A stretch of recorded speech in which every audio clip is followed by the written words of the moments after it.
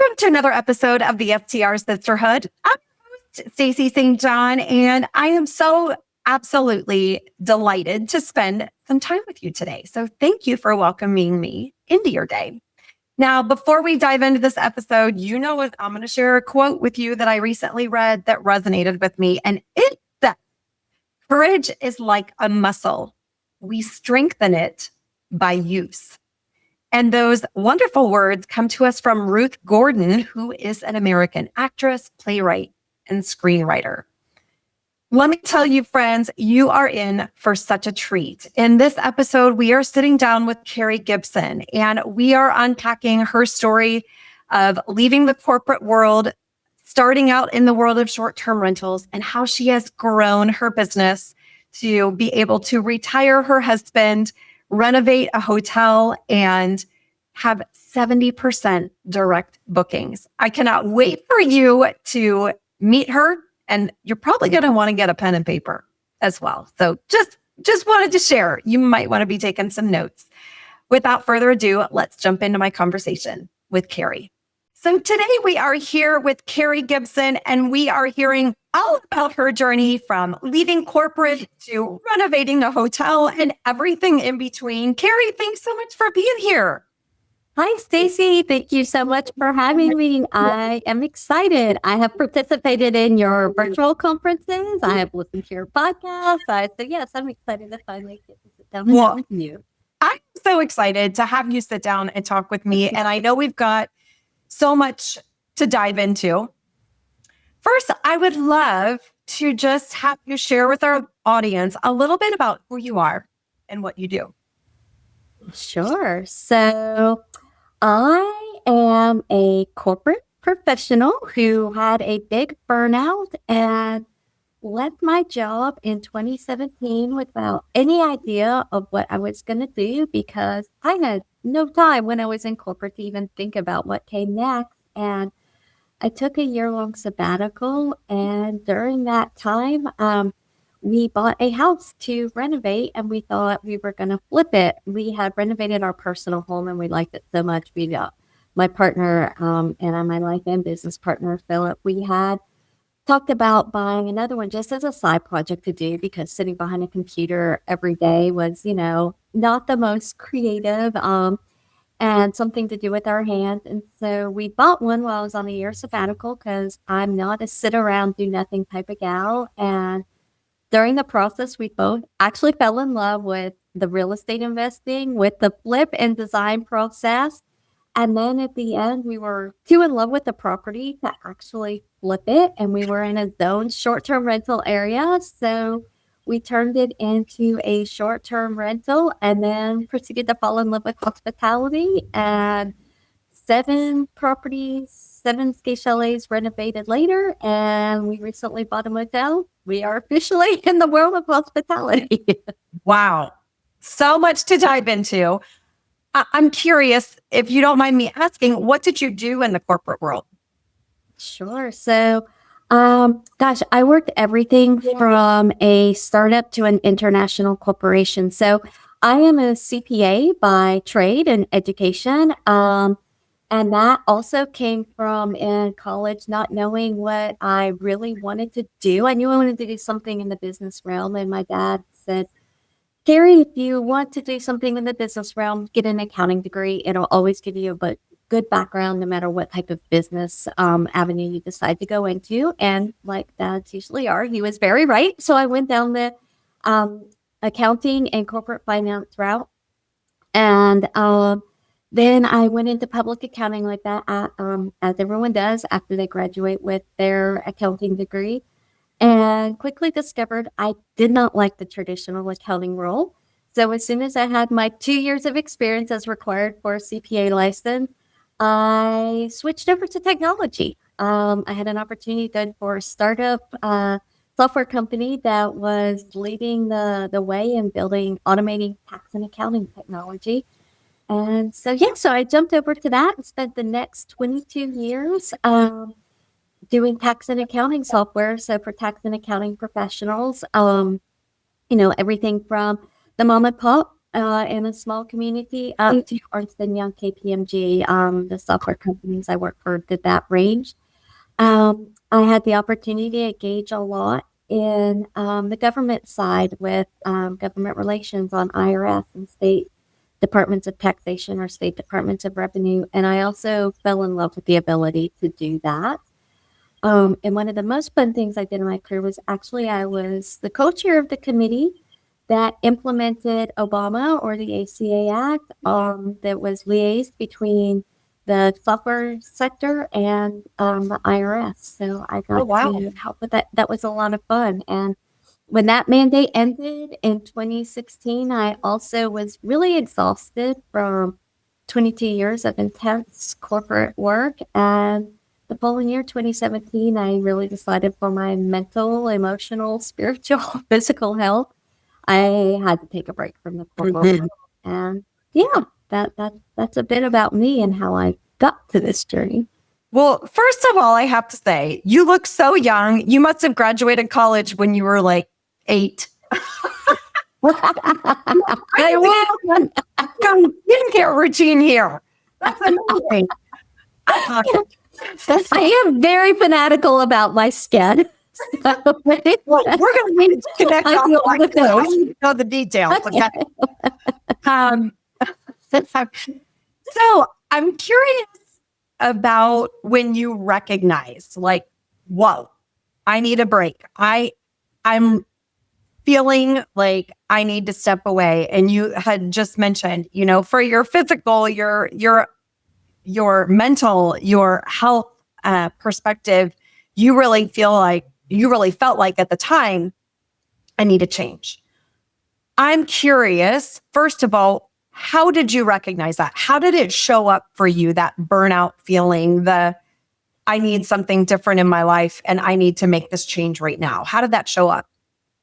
Well, it was quite a journey. Actually, it was a multi-year journey, but it culminated with me in tears on the floor in the bathroom of a conference center in Orlando, Florida at a leadership conference. And being, what am I doing? If you want something to bring you to your knees and realize that you're doing something that's not right, crying in a public bathroom, surrounded by a bunch of other professional leaders, will do it to you. I had started feeling something was off, I would say 3 years earlier. I think 2014 is the first time I tendered my resignation. At this point, I was in a large international software company. I was the general manager and vice president of product management. So I had quite a bit of success in my corporate career, as one with the traditional world definition of success that we have. And you looked at it and I was all the things successful, but inside I was dying. I was prioritizing. I had the wrong prioritization in my life. Like, I missed important events in life, like my youngest sister's wedding. She got married very last minute, decided to accelerate their wedding for various reasons. And I was not able to attend that. I missed out on my grandmother passing, being able to tell her goodbye because I had other things going on, and just the everyday of continually pushing my family and friends to the back, and everything was about work. And something just felt off. And for a long time, I'd been, talking to my dad of like, I just don't feel right. Something doesn't feel good. Every single day, I wake up and thinking, I just have to get through the day, or I just have to get to Friday. And he's like, Kerri, you're wishing your life away. And one day you're going to be sorry about that. And I was always like, but I need to know, I need a sign. And he's like, you're going to know. You'll just know when that moment is. No one can make the decision for you. You'll just know, because it was scary to walk away from all the hard work I had done, the salary that provides you so much financial freedom and flexibility. So I had actually resigned from my job 2 different times, and they had talked me into staying. And the third time was after I ended up on the floor in the bathroom in a conference center in Orlando. That was a Friday afternoon. And I just knew, I was like, this is it. There's nothing that can talk me out of doing this. And I spent that weekend writing my resignation letters because I only had to resign with my company, but I had to resign for all of the government organizations that I was a member of and co-chairing and, people, contacts I had dating throughout industry. So I spent the weekend doing that, and I went in Monday and I gave my resignation. And I think at that point they knew it was done. Like there was a determination in me. And yeah, I worked a 2 months notice because I was in a position where you don't just walk away, Right. right? And Right. no matter what, you don't just walk away, especially for your team members, leaving them hanging. And so, yeah, so that was my walk away from, and I do get that question all the time now is how do you walk away? And when you know, but also because my partner and I had known it was coming, like I had talked about it for a number of years, we had already started to redesign our life from a financial perspective for me to walk away. For a change that was going to come because Philip was always very supportive because we actually worked for the same company, which is how we met. He worked on the Canadian side. And so he was very supportive in watching me in this downslide of all aspects of my health. And so we have realigned our finances to support doing that, paid off all our personal debt, realigned all of our everyday spending to adjust to having just one salary coming in while we went through the transition. So we did some things to align for it so that when that moment came, we were prepared. Sure. I'm sorry, that was a very long answer. No, I loved it. And, so many aspects of your story align with my story in a different way. But I had one of those ugly cry moments. It was on a Sunday morning in bed talking with my husband, and he literally just asked me a question like, you seem so distant. Like, is everything okay? And it was like someone shot a hole through my heart. Like, I was the ugly, sobbing, I couldn't even get my words out, crying.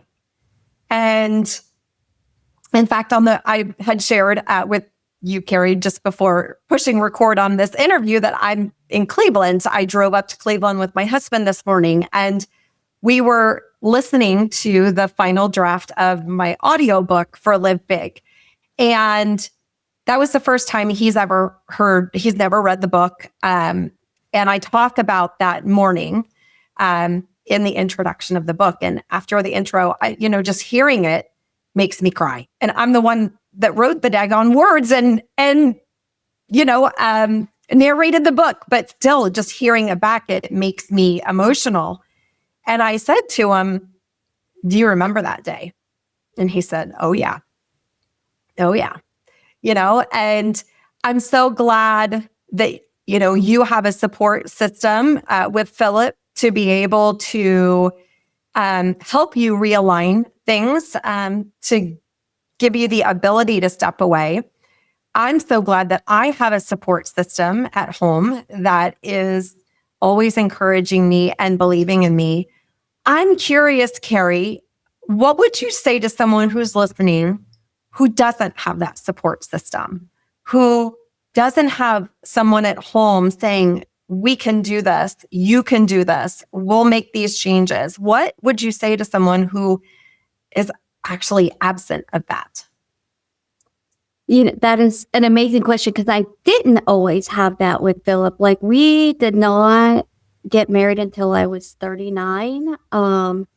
And I had spent a good chunk of my adult life as a single female moving around. And I always had a good support system in my family. But as far as a partner and someone making life decisions, it was often me on my own making that. And there are two things that I have found that help me with my decision-making process, regardless of having a partner or not.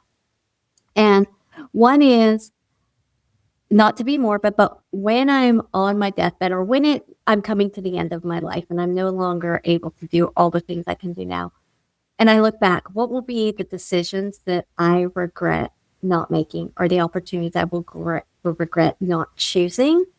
Mm-hmm. And the second one is, if I take that opportunity, what's the absolute worst thing that can happen to me? absolute worst, which is not likely to happen, the absolute worst. And can I live with that? And once you have those answers, like, okay, I know I'm going to regret, or I know at the end, I will regret not seeing what I could do outside of the corporate career, what kind of story I could write for myself that didn't involve being a cog in the corporate wheel 24/7, 365. Yeah. Yeah. And the absolute worst thing that can happen is no one ever wants to hire me again. I'm completely incapable of working, and I have to move back in with my parents, who I like my parents, but that's the absolute worst thing that can happen, or the absolute worst thing but that's not going to happen, because one thing I have learned to do is separate my skill set from my job, because we get our identity becomes our job. Yeah.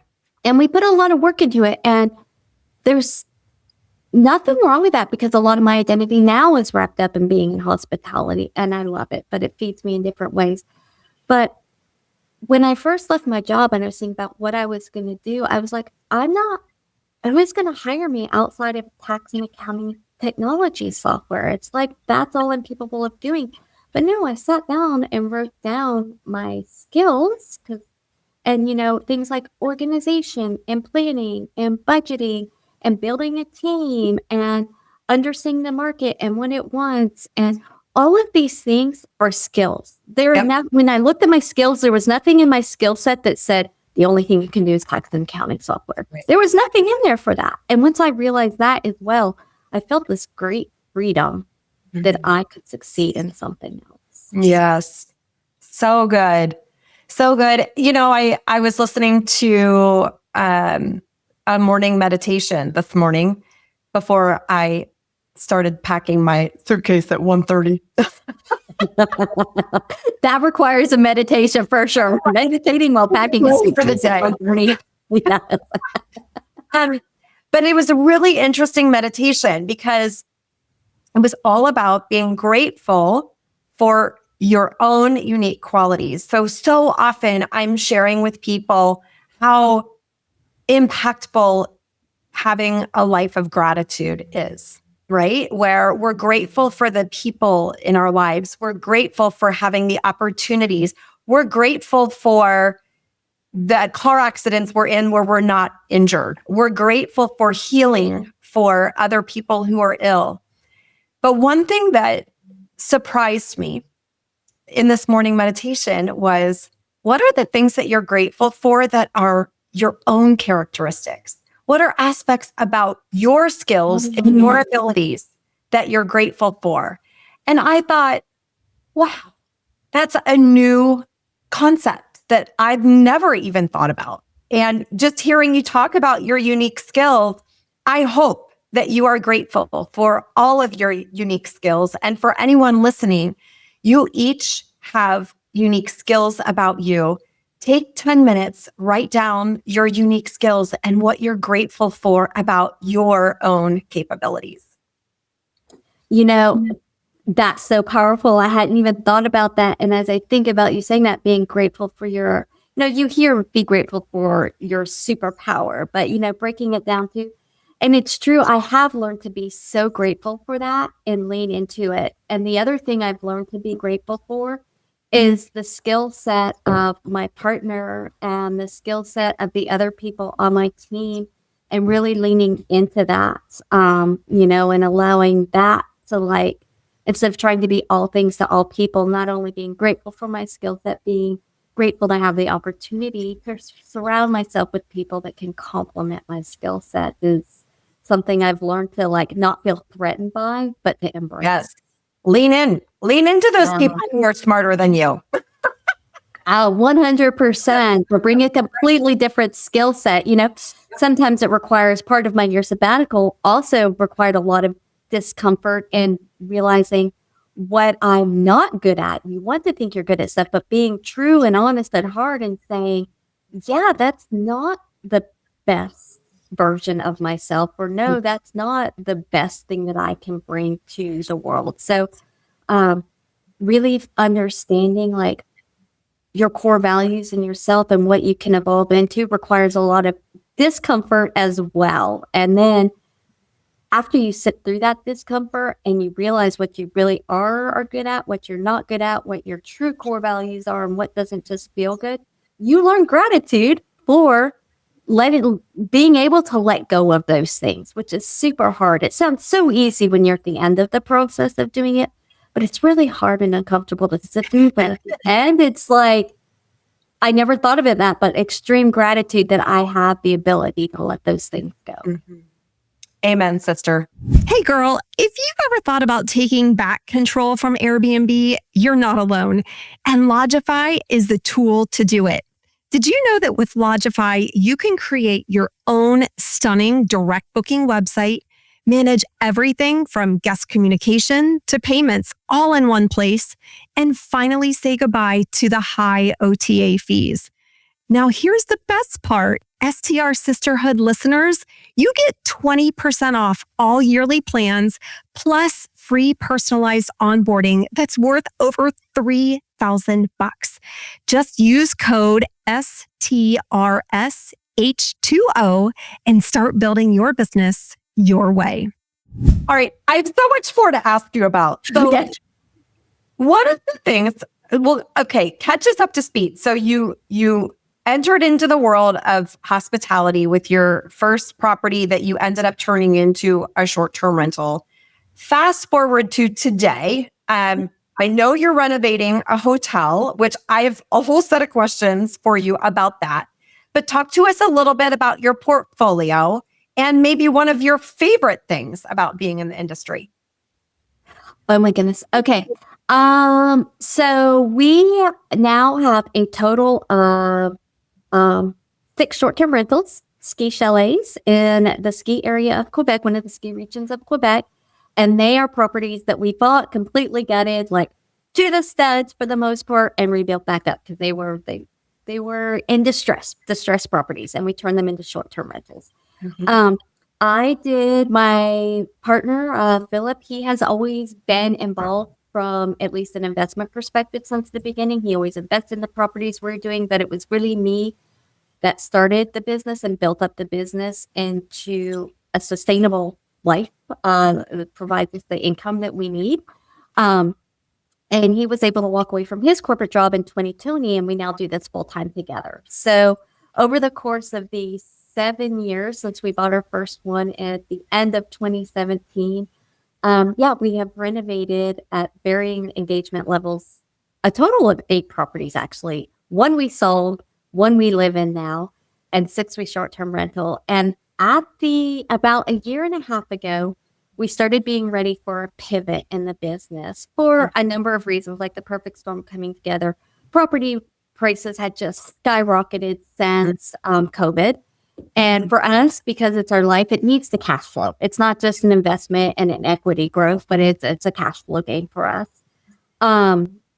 Regulations are just become tighter and tighter. We're in an area, everything we do is legal. Quebec has actually had short-term rental oversight for 20 plus years. So they've gotten stricter and stricter about the areas that can do it, but we are always grandfathered in. Like, we can't lose our rights to do it because of our grandfathering in, but it makes it harder to buy. Okay. So mixed with those two things, and the fact that we just wanted another challenge, we're like, okay, what's our next pivot?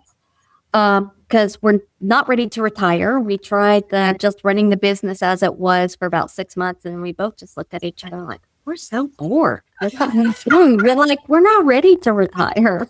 Yeah. And so we optimized as much as we could optimize on the short-term rentals.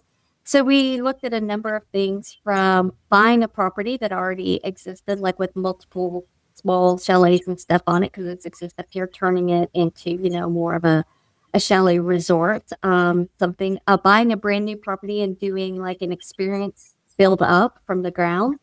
Mm-hmm. And the other option was a hotel motel. And for me, I wanted a roadside motel for many years. I had seen one on the side of the road near where our chalets are, and it was for sale. I'm like, oh, I'd love to have that, but the timing wasn't right. Philip was super interested in doing a ground up, more experiential build. I wasn't super interested in that because of all the logistics and the permitting and just everything that goes along with it. I had built a house from the ground up, and that was enough for me. I would. So, so I really had to sell Philip on the business case of the motel or hotel route. And I ended up doing that because I wasn't telling a good enough story. He went to the FTR Wealth Conference and he went to the boutique hotel at add-on day, and he came back on fire for it. So we started our journey of looking, let's say, I would say last February in March is when we got serious about it. And we basically made it his full-time job to narrow in on finding our next property to buy while I ran the business. And yeah, we were under contract for a motel within 3 months, and we closed on it last October. And so we're in the process of giving new life to a roadside motel. Okay, so I need to know all the things. Okay. And what is your vision for this renovation? What type of experience are you building? And has the renovation gone as you expected? Ooh. So we have built we have built a strong brand in the Quebec area with our chalets. So the name of our chalets is Chalets Hygge, and that's Hygge. And it's a Danish word that means to find coziness, comfort, and the simplicity of the small moments of life surrounded by those that you love the most is what it means. So it's more of a lifestyle concept. And it's a concept that changed our lives. It's what we were searching for when we were in corporate, and a trip to Scandinavian countries really immersed us in that. And that's what we design our properties to be, because vacation is the most valuable thing that people have these days for two reasons. Number one, it's their time. It's the time they have off, the most valuable time they have available. And number two, it's an investment of discretionary funds. So we want vacation to be as easy and comfortable and welcoming as possible for them. And we've succeeded in that with our chalets. We've really become known for that, walking into our properties and just feeling, oh, I'm on vacation. I can relax and enjoy now. And we want to bring that, and we want to extend the brand into a motel type setting. And I'm not going to lie, one of the fun things for me with the motel is being able to design 18 unique rooms, all within the same vibe, but we're not going to be a cookie cutter. So it's not going to be a cookie cutter motel. It's going to bring in the Scandinavian design and Hygge feeling in 18 different ways. And we're going to turn it into more services than just a motel. We're going to start to blur the lines between short-term rental and a motel/hotel. And we're going to take what was formerly a restaurant and turn it more into a common space. So a shared kitchen, a shared laundry room, shared living, dining spaces, so that when people come here as groups, they still have the opportunity to have a space to come together. And also part of the joys of traveling these days, especially in the town we're in now, it's so transient, is meeting other people on your journey. So creating a space for them to do that. This summer, we already added outdoor barbecues and fire pits. And just the joy of seeing our guests gather around that to make s'mores at the shared fireplace and exchange stories and get to meet people from around the world. And we get to have that opportunity with them. It's just something we're going to continue to lean into. So we had one guest, my two favorite quotes that we've had guests say so far is one, gosh, you're reinventing the concept of a motel. Like it's a place where you actually want to hang out and meet people. And the second one is someone said, oh, I wouldn't want to murder someone in this motel. I'm just That is awesome. Okay, you have to hang that on the wall, right? In the lobby. No.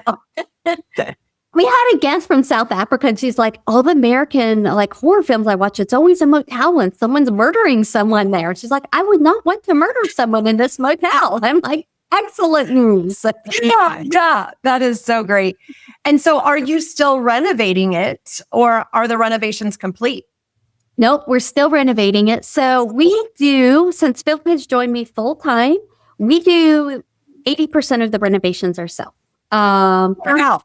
Yes. So all of the design and the finishing, we do ourselves. So we bring in electricians and plumbers and engineers where we need to, when we have to redo some of the supporting stuff on walls. But everything else we are able to do. Like Philip is so talented in creating with his hands. He always said if he had, because he's a fiscalist by nature, so he's a financial planner, fiscalist, like by trade. I'm a CPA by trade, but he always said if he had to do over, he would be an architect or like some kind of designer with wood products, and he's really, really good at it. So I dream it up, he built it. Wow, that's amazing. So The we dynamic- renovate slowly. Okay. We are kind of a dynamic duo. Like, you know what I said, like leaning into each other's strengths and skills. Like, I had to really learn how to do that when he joined me, because it was my business that I saw it as my business that I built from scratch. And he was like an investor in it. And I had to learn to find space for him to be a part of the business and flourish. And as we defined our swim lanes, which is super important, it's allowed us to find like these great things that go and sync together, you know, the yin and the yang. The yin and the yang. Absolutely. And I think that role clarity is so critically important, because when you have two partners that are feeling like, well, this is my space, and the other one feels like, well, no, it's my space, it creates friction, right? So having clearly defined roles, I think, is so challenging. And oftentimes when spouses work together, they don't do that. No. And that becomes problematic. I think it's even more important with your spouse having worked in corporate with them, because you tend to be harder and more direct and have less of a barrier when it comes to like having a confrontation with your spouse, right? Because there's that comfort level. You live with them 24/7. You're used to managing conflict with them. And so it's easier for you to be like, okay, you know, bring that conflict into work when you don't have the barrier. Like Philip and I were both used to being the person in charge, calling the shots at our jobs. And then you have two headstrong people used to calling the shots, that you have to find space for both of you or it's going to explode. So. Right. So good. And I'm just curious, how did you make that transition? So you said that, you know, originally you were thinking of it as your business, and then he was just investing, and you had to make that change. Was there something that just flipped the switch for you where you're like, oh, I need to look at this differently? Or how did that change happen, would you say?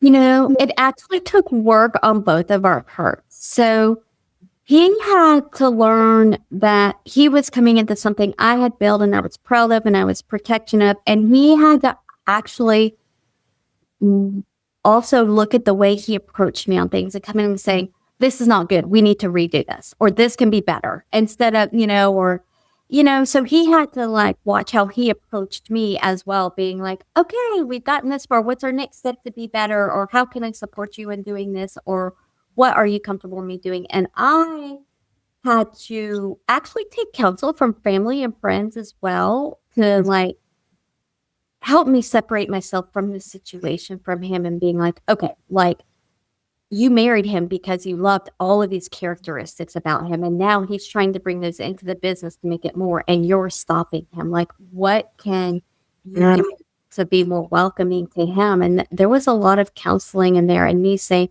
you're right. These are the things that I appreciated about him when I met him, when we were colleagues in the same company and getting stuff done. So how do we leverage those things together? And it took me sitting down and again in that position of discomfort and saying, he is better at this than I am. And so I need to let this go. And it also took some knowing he was going to have to say, hey, Kerri, back off, and so it took work on both of our parts. Yeah. Me, but self-awareness is something I have always practiced, but I have to take it to the next level. I think one of the reasons I've always been so successful is my self-awareness. Yep. And being able to monitor, engage myself, and just taking it to the next level with a spouse who is also your business partner. Yeah. Yeah. So many good nuggets in there. And I always share with folks that awareness is your superpower, right? And boy, oh boy, becoming self-aware and learning to not only be reflective, to be willing to say, you know what? I really handled that pretty poorly. I need to go back and I need to correct that. And you mentioned so often in the workplace, you have different barriers up. You're not living with those people, or, you manage conversations differently because they're work conversations. Yes. And all of a sudden you're having those work conversations with your spouse, and you mentioned blurring the lines, and the lines get blurred here too, right? Yeah. So Absolutely. Absolutely. So if someone's listening or watching and they're thinking, okay, well, I am where Kerri was and 5 years ago, or however long ago you made this transformation, what advice would you give them if they maybe aren't self-aware, or maybe they have a spouse that they're working with that isn't self-aware either? What advice would you give them to help them unlock a better working relationship? So one of the first things that I would say that was transformative for our relationship is the 5 languages of love. And it's not just for romantic relationships. It works for business relationships. It works for friendships. The 5 languages of love, of all types of love. Mm-hmm. But doing that helped both of us to understand at an even deeper level, what's the most important in communication, because communication is the foundation of all of it. And so once we understood that, for me, my love language is acts of service. For him, it's words of affirmation. It totally transformed the way we communicated to each other from a work perspective. So I know that he needs me to affirm that he's doing good and doing the right thing and on the right track. And when I'm actually negative towards him and not, that brings him down even more. And where for him, when I ask for help or I need help and he's not giving it to me, I perceive it as him not caring. And now he knows that when I ask for help with something or just doing something, helps me out a lot. So I would say, number one, understanding what your communication love languages are for working with your spouse. And the second one is both of you being honest with yourself about who's defining the roles within the company and who is honestly best to do those roles. Yeah. And then continually reminding yourself, for a while I had a sticky note on my monitor that said, give space, give space, give space. It's a constant reminder to myself. And when Philip would tell me I was stepping on his toes, not reacting, but waiting to respond.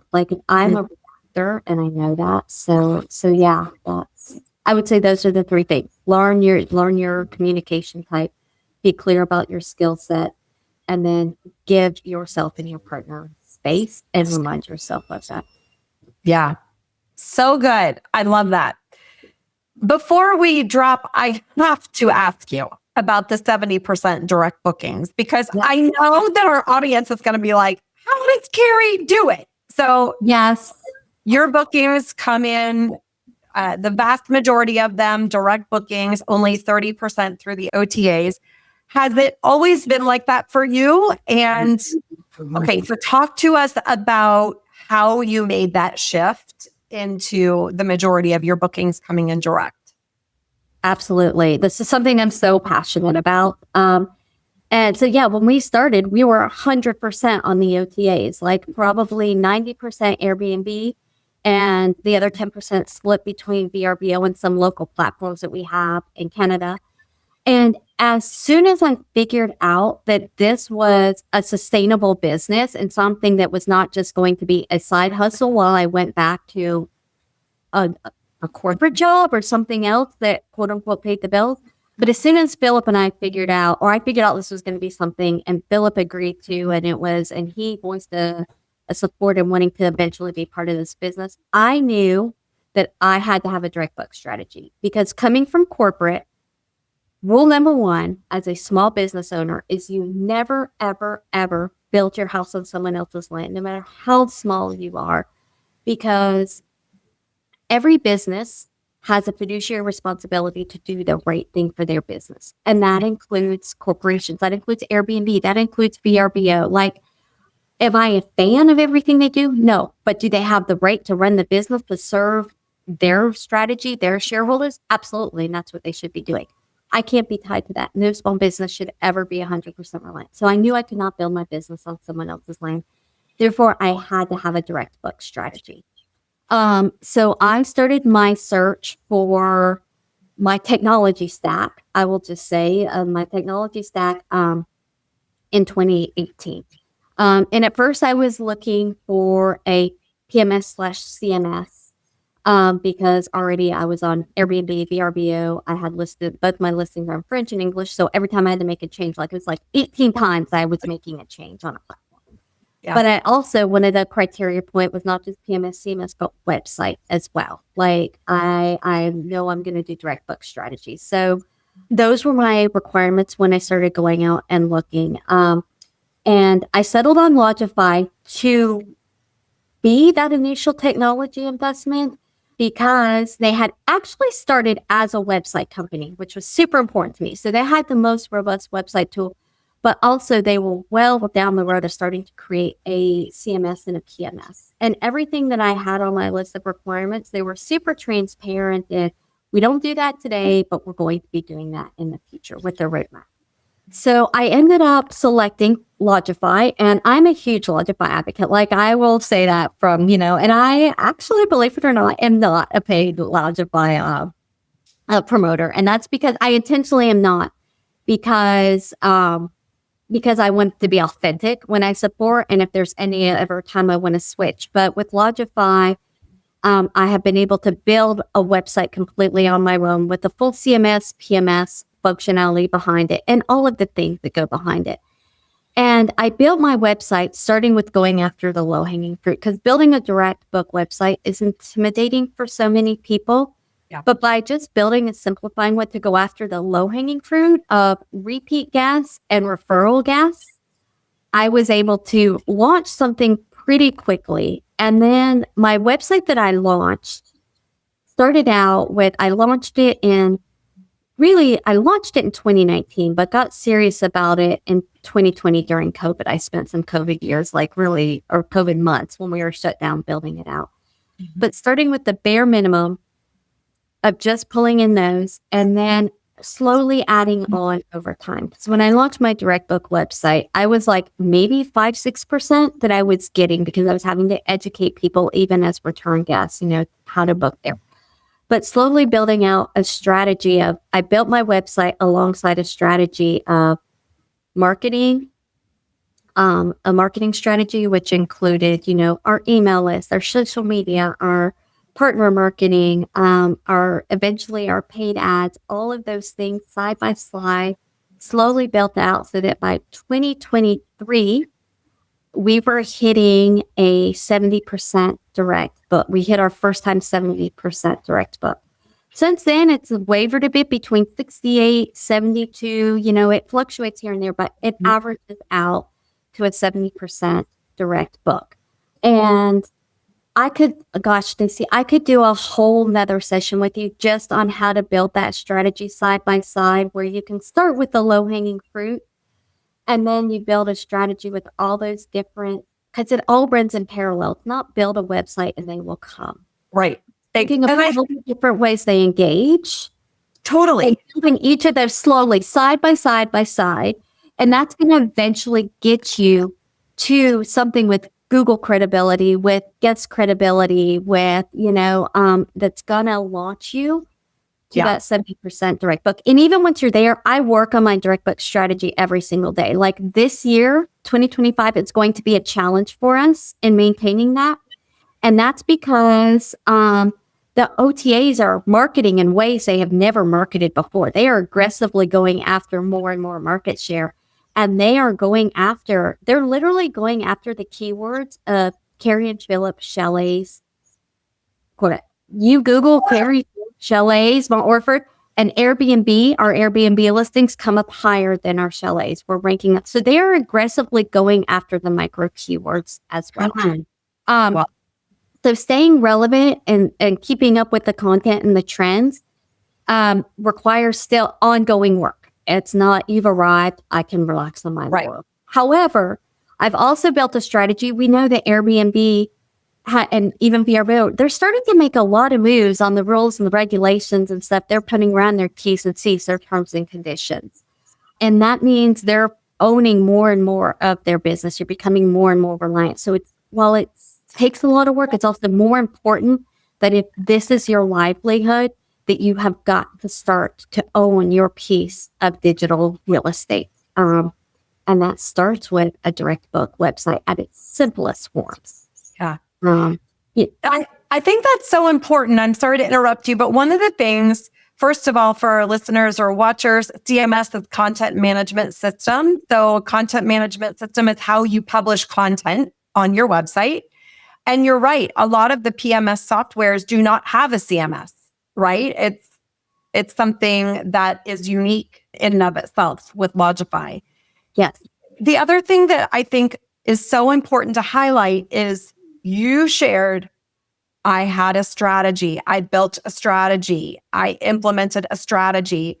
And so often people want that direct booking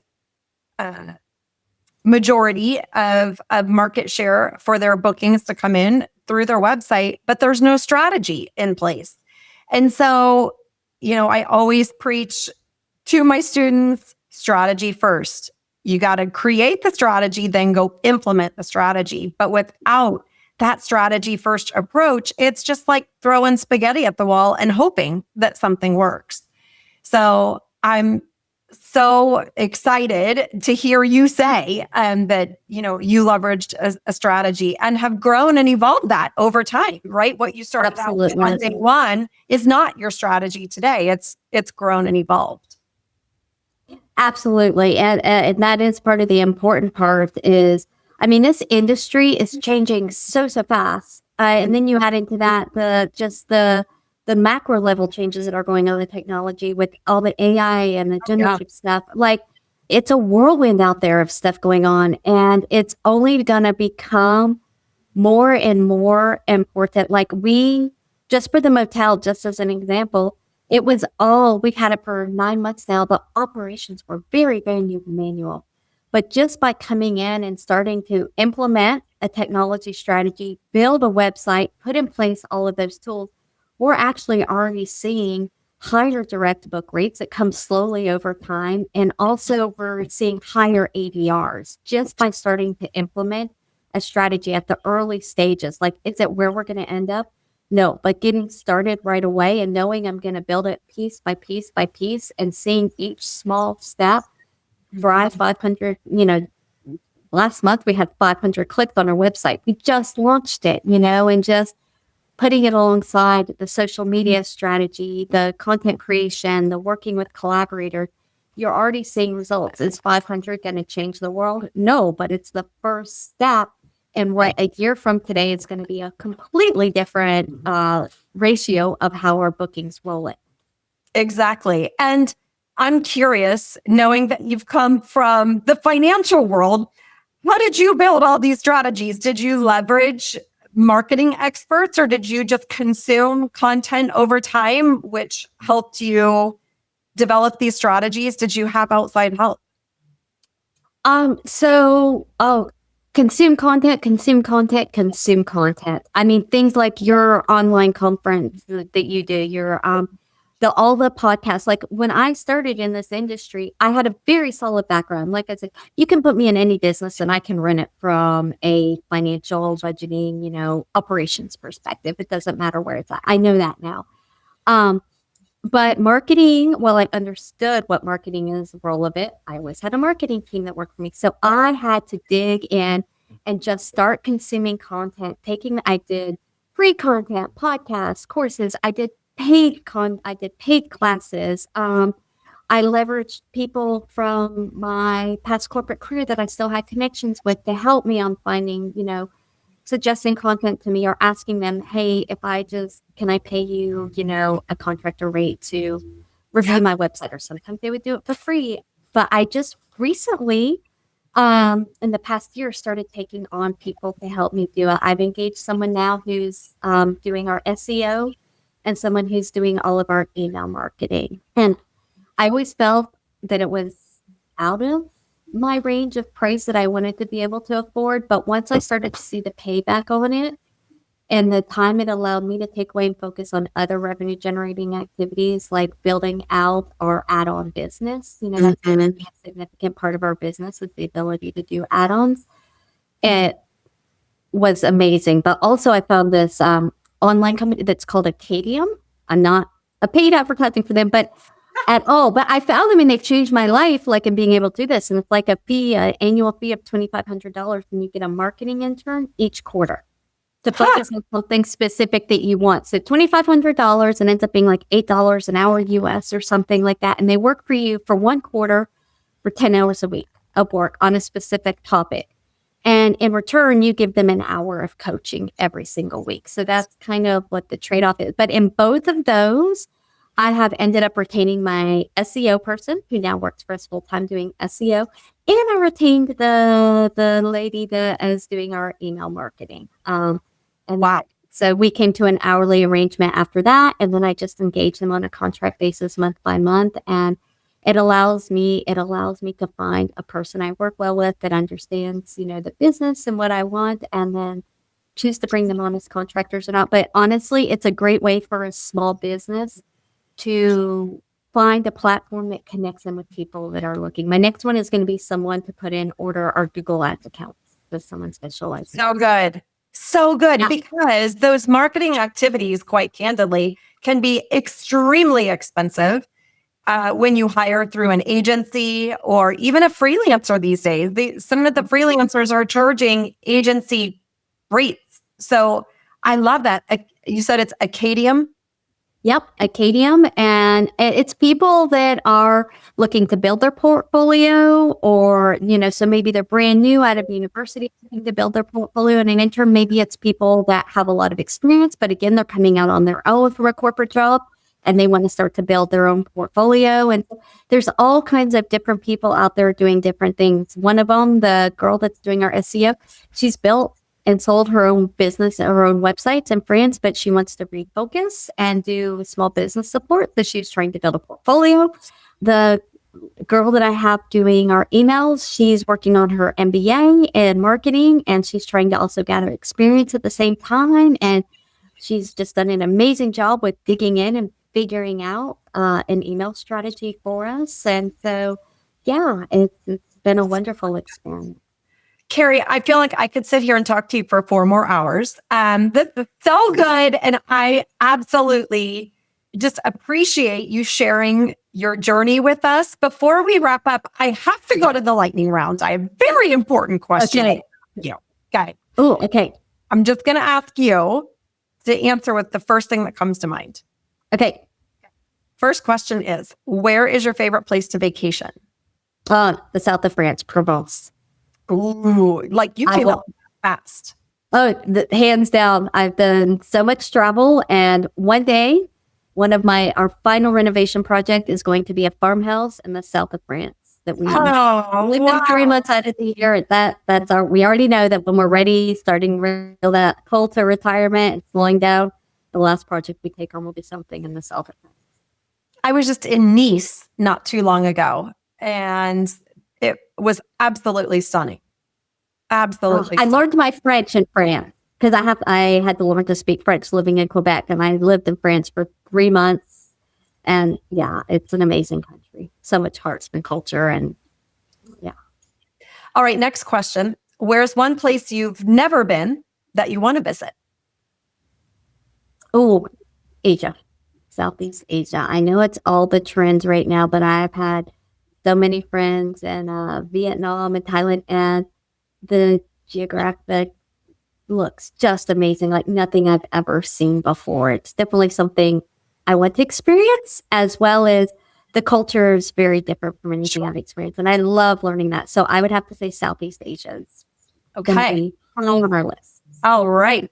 Next question.